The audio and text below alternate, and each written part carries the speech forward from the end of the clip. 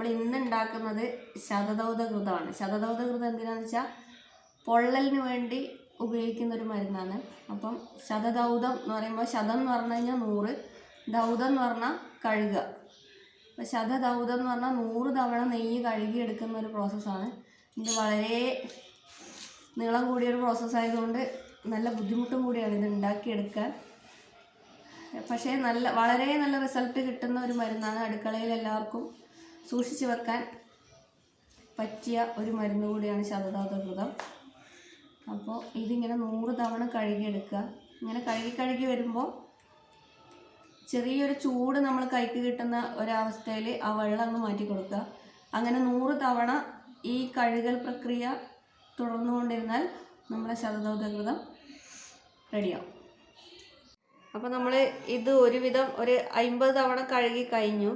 അപ്പോൾ നിങ്ങൾക്ക് കണ്ടാൽ മനസ്സിലാവും ഇതിൻ്റെ കളറേ മാറി നല്ല മഞ്ഞ കളറുള്ളത് ഒരു വെള്ള കളറിനോട് അടുപ്പിച്ച് വരാൻ തുടങ്ങി.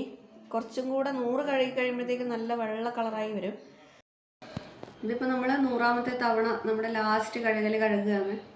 കണ്ടോ അതിൻ്റെ കളർ ഫുൾ മാറി നെയ്യ് വേറെയും വെള്ളം വേറെയും തന്നെ നിൽക്കുന്നുണ്ട്. അപ്പം ഇതിൻ്റെ മുഴുവൻ വെള്ളവും വാർത്ത് കളയുന്ന പോലെ ചെയ്യാം.